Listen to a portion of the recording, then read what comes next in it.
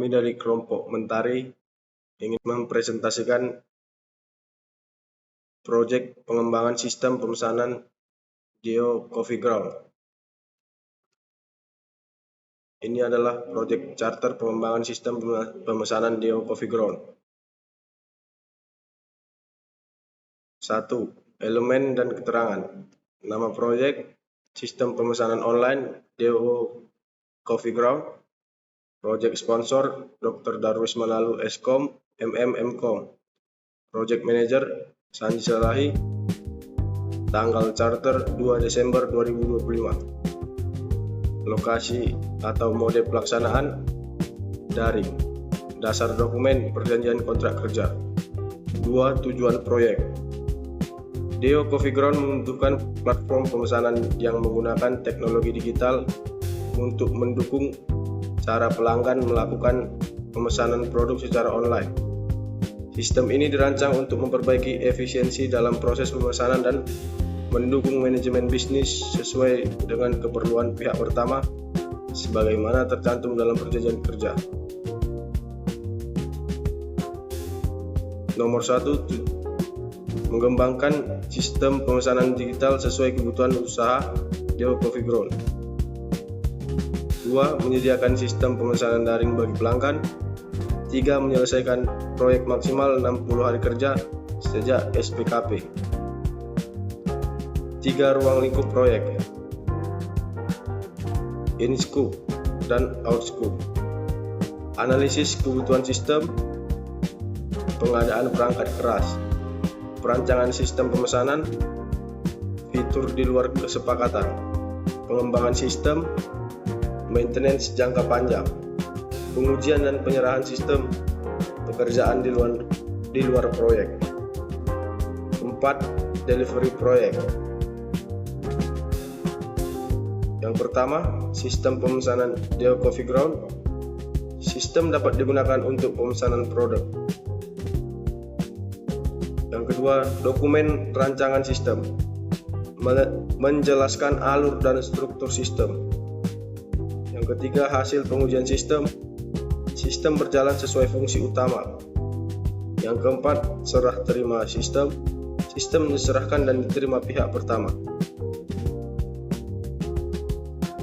Anggaran dan pembayaran. Tahap perencanaan, persentase 15%, Rp1.350.000. Tahap perancangan 25%, Rp2.250.000.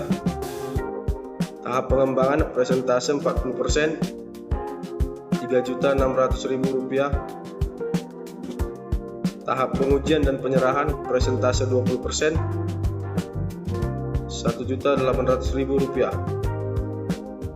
Total 100%, Rp9 juta. 6. Struktur tim proyek. Proyek sponsor Dr. Darwis Manalu bertanggung jawab untuk menyetujui ruang lingkup proyek, menyetujui anggaran, memberi keputusan akhir. Project Manager Sanji Salahi bertanggung jawab untuk mengelola jadwal proyek, mengkoordinasikan tim, melaporkan progres proyek. Bisnis dan sistem analis Sandi, Rika, Mardiana, dan Afriliana bertanggung jawab untuk mengumpulkan kebutuhan sistem, menyusun spesifikasi dan alur sistem. Developer Herudimus bertanggung jawab untuk mengembangkan sistem, melakukan pengujian teknis, dan memperbaiki bug. UI UX Designer Herudimus dan Rika bertanggung jawab untuk merancang tampilan sistem dan menyusun alur penggunaan. Persetujuan proyek pihak pertama Dr. Darwis Manalu, pihak kedua Sandi Salahi. Baik, di sini saya akan menjelaskan manajemen ruang lingkup. Ruang lingkup proyek ini bertujuan untuk membatasi pembahasan agar pengembangan aplikasi web, pemesanan kopi online Dio Coffee Ground lebih terarah dan fokus pada kebutuhan utama sistem. Yang pertama itu sistem. Sistem yang dikembangkan berupa aplikasi web penjualan dan pemesanan kopi online yang dapat diakses melalui browser dan digunakan sebagai media transaksi pembelian produk kopi secara daring.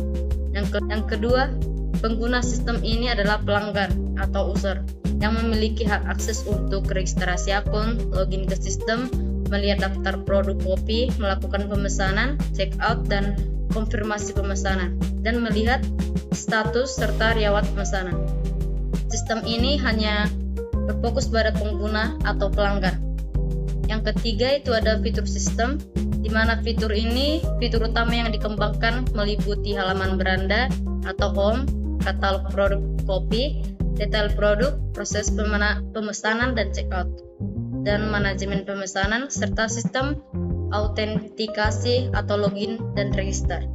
Yang keempat ada teknologi. Pengembangan sistem dibatasi pada teknologi berikut. Yang pertama, bahasa pemrograman PHP, database MySQL, yang ketiga ada front-end yaitu HTML, CSS, JavaScript. Keempat ada web server.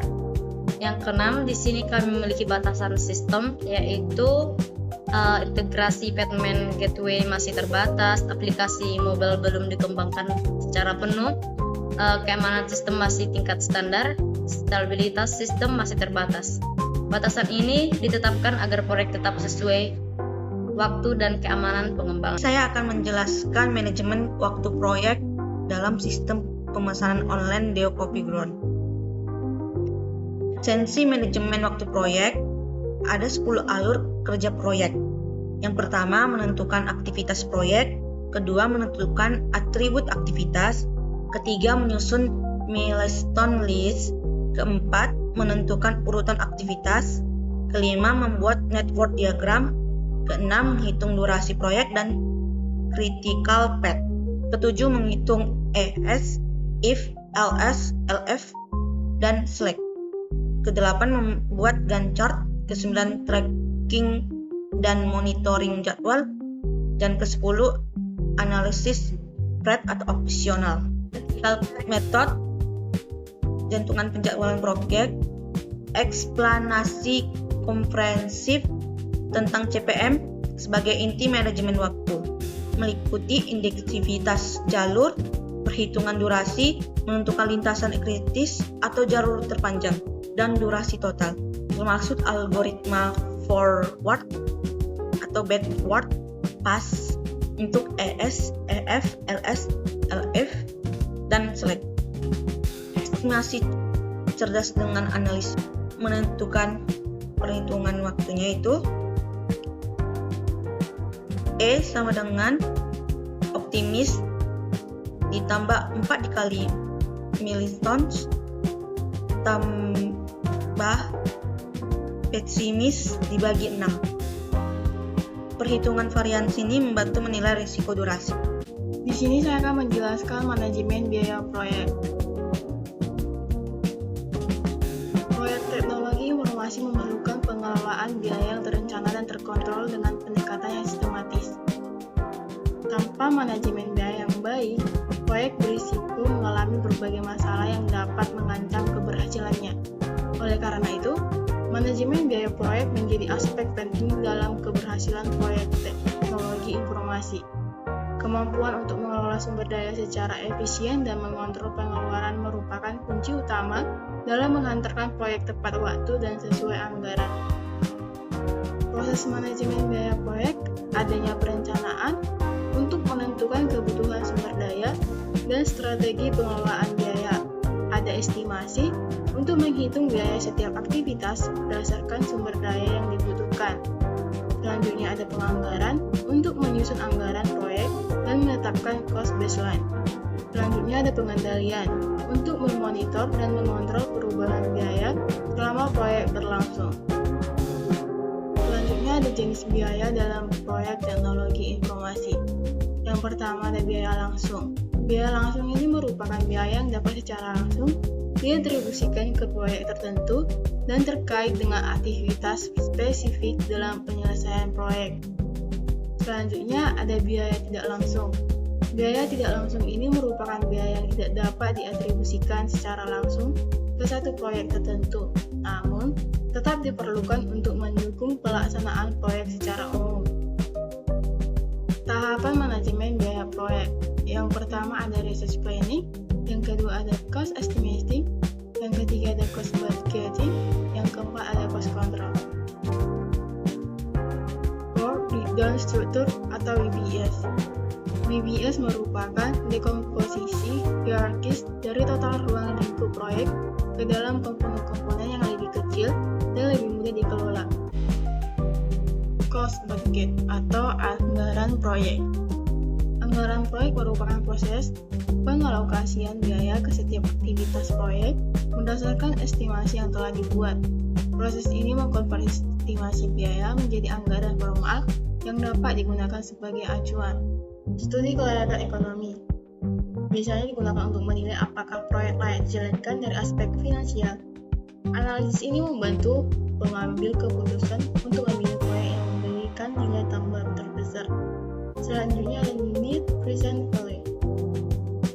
Ini merupakan selisih antara manfaat dan biaya yang telah dikontokan ke nilai sekarang dengan menggunakan discount rate.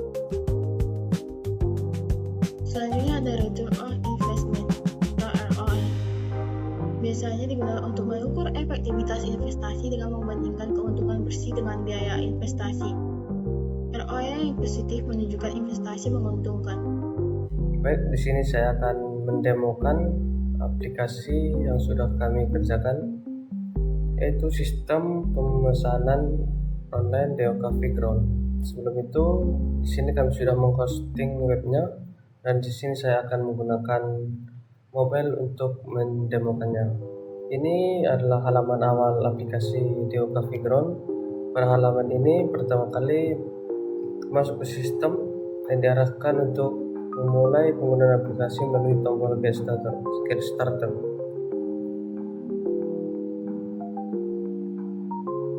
Selanjutnya pengguna masuk ke halaman login.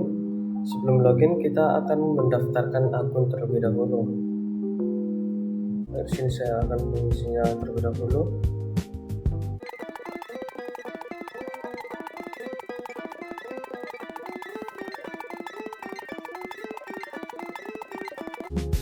Di sini jika kita sudah sebelumnya mengisi email dan username yang sama, itu tidak akan diperbolehkan. Jadi kita harus membedakan akun email atau username-nya.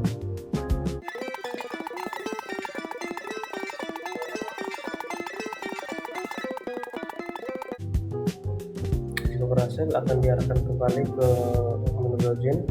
Kemudian kita akan langsung login menggunakan akun yang sudah kita buat tadi. Setelah login berhasil, pengguna akan diarahkan ke halaman utama. Di halaman ini ditampilkan daftar produk kopi. Ada beberapa kategori, yaitu cappuccino, espresso, cold brew, latte, dan mocha. Pengguna juga dapat menambahkan produk ke daftar favorit dan mengklik icon love, maka akan masuk ke menu favorit.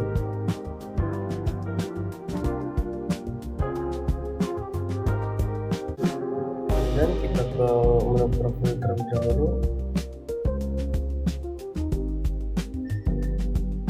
Ini adalah halaman profil pengguna. Pada halaman ini ditampilkan informasi dasar akun.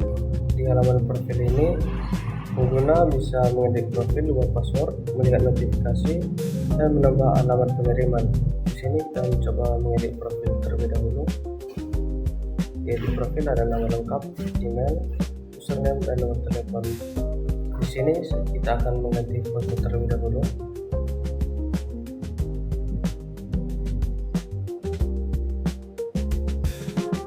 Kita bisa mengganti username kita.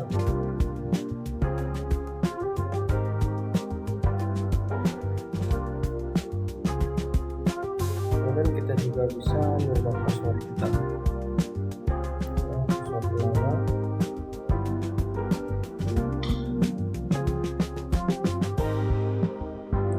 Kita masukkan password yang baru.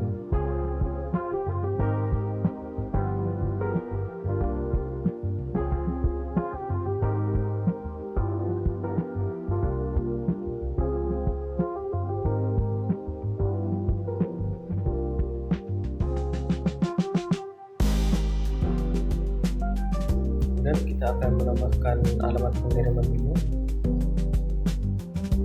Di sini kita masukkan label alamatnya.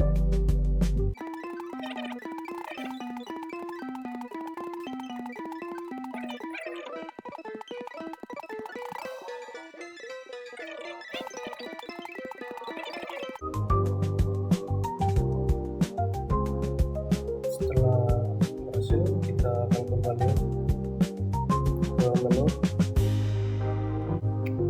Untuk melakukan pemesanan, pengguna menekan icon plus pada produk yang dipilih. Misalnya di sini cappuccino. Setelah itu, sistem akan menampilkan halaman detail produk. Di sini pengguna dapat melihat informasi lengkap mengenai kopi yang dipilih.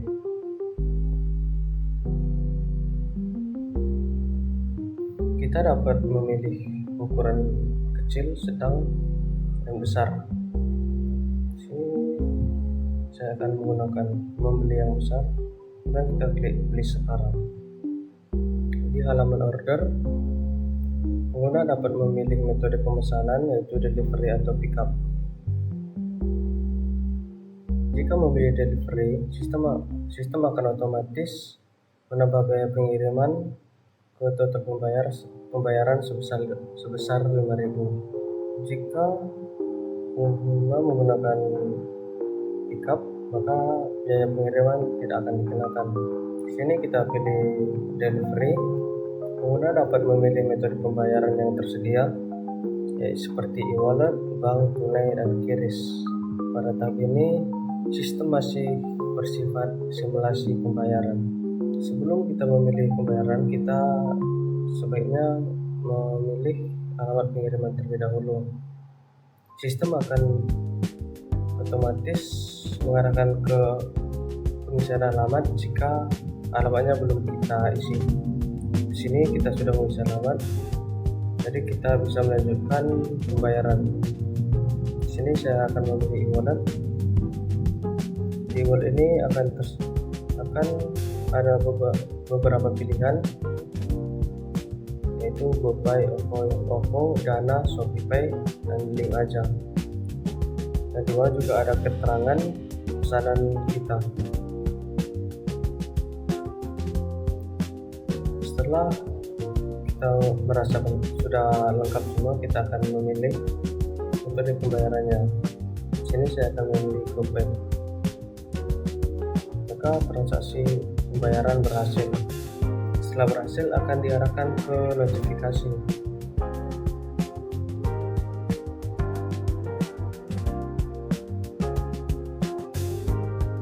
Di notifikasi ini akan ada keterangan pesanan kita dan juga ada beberapa keterangan promo.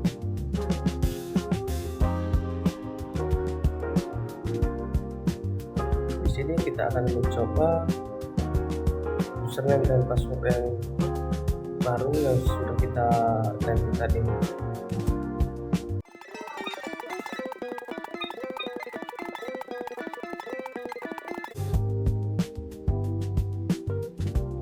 Username dan password yang sudah kita ganti tadi berhasil login. Di sini kita bisa membatalkan favorit dengan mengklik icon lock, jadi akan otomatis hilang di menu favorit.